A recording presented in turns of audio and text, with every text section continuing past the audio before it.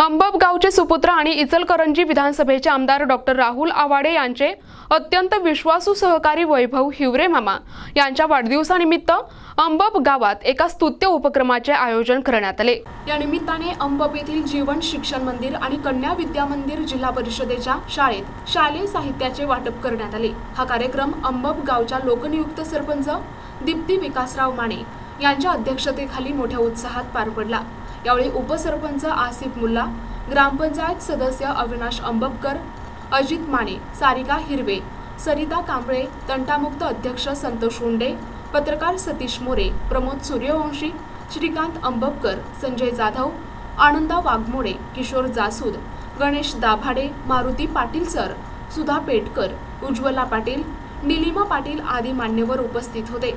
या उपक्रमामुळे विद्यार्थ्यांना शिक्षणासाठी आवश्यक असलेले साहित्य उपलब्ध झाले असून त्यांच्या चेहऱ्यावर आनंद स्पष्ट दिसत होता। वैभव हिरवे मामांच्या वाढदिवसानिमित्त आयोजित या सामाजिक उपक्रमाचे गावकऱ्यांकडून कौतुक होत आहे।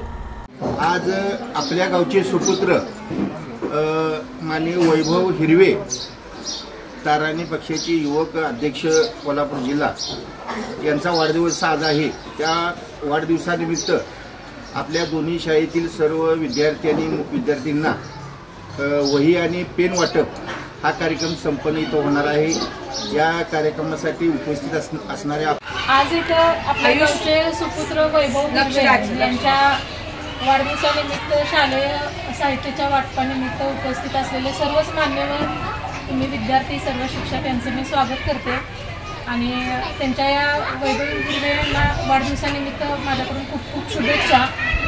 आणि त्यांचा खरोखर कौतुकास्पद हा उपक्रम आहे की जिल्हा परिषदेच्या शाळांमध्ये म्हणजे किती शाळांमध्ये 80 शाळांमध्ये त्यांनी वही आणि पेनचं वाटप केले। तर त्याबद्दल त्यांचं खरंच खूप कौतुक आहे आणि त्यांना आपल्या सगळ्यांच्या वतीनं आपण वाढदिवसाच्या हार्दिक शुभेच्छा देऊया। प्रतिनिधी किशोर जासूद, NTV न्यूज मराठी, कोल्हापूर।